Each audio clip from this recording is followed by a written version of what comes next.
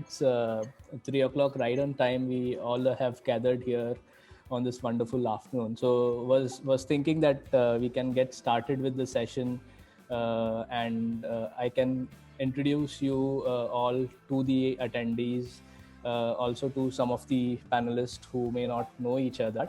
Let me start with Ratindra Das in this case. So Ratindra is head of legal, company secretary, and compliance officer for Route Mobile Limited. Welcome, Ratindra. Thank you. Thank you.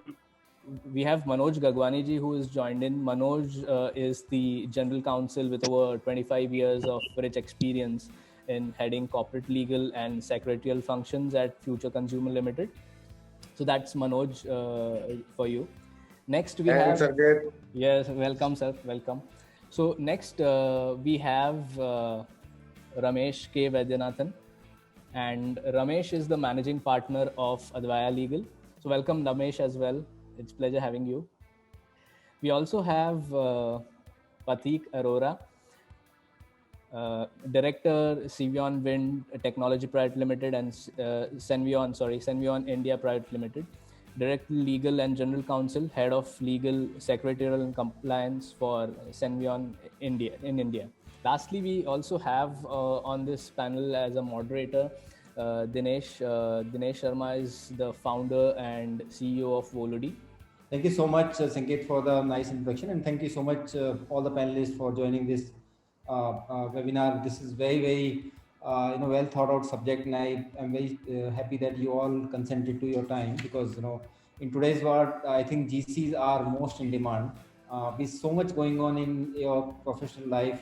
So let me start. Let me set the ball rolling with the main point that come March 20, and we all realize that from today or tomorrow we're not going to office, and the whole thought process of working from home, and somebody's general counsel for a manufacturing setup, someone is running a software company. So the whole thought process about working from home and getting the business up and running, and then I'm sure your CEO of businesses must be coming up with some random questions around various things about business, about people, about customers, about vendors. So how it was the first experience, because this was a pandemic of a century. So for all of us, it was like we just completely got off guard. So how was your experience handling this? So I want to start with Pathik on this. Well, to be very honest, Dinesh, it was absolutely scary to start with. We had nightmares about it, thinking what will we do, how will everything pan out. That's good. So as you move along, you as general counsels and as business leaders, the only way to survive is to find ways to handle situations, and that's what we started doing. On the other side, which was quite interesting and challenging at the same time, was finding the meaning and applicability of force majeure for all of us. I was coming to that. I think it was a mayhem, so to say. Yeah. Most of us, at least most of our contracts, we realized pandemic was nowhere, featuring or figuring as one of the events of force majeure. Whether it will fall under force majeure, to what extent would it fall under force majeure, was anybody's guess. But slowly and steadily, we realized that it was not just one company or one industry. Everyone was reeling under the same pressure, under the same situation, and we all needed to find ways to handle situations. Be it our vendors, be it our customers, be it anyone, be it our subcontractors, everyone was finding it difficult to handle situations. Execution, of course, of the projects had to be stalled. But again, fortunately or unfortunately, from one perspective, these days general counsels are also expected to wear a hat of a commercial lawyer. That's where we are, Dinesh. No, you very nicely put it, Pathik, and I think you said the the whole discussion going. So let me ask Ratindra about it. So Ratindra, you were in a business which was, I would say, most in demand because everybody was using data and everybody was using technology. Quite correct. Actually, COVID-19 fortunately helped a company like Root Mobile to really see a lot of traction in terms of business, because a lot of other revenue and ad spending for companies were actually shut because the theaters were closed, the newspapers were not really coming in. So Root Mobile ended up being a huge beneficiary of that, because a lot of revenue and ad spending kind of a budget allocation came towards us. But since we are an IT-enabled service provider, so it also kind of posed a lot of challenges for us in terms of data security, privacy, which is in any case were the buzzwords, and especially for a technology-driven company, we had to kind of relook at our privacy policy statements and our global integrated privacy policy around the same time, because of the sudden proliferation of businesses. Much before that, we did a small acquisition before the IPO, and that is when we first kind of took the brunt of restricted in our home, and still have to do a large volume of doc review, which typically comes along with any acquisition.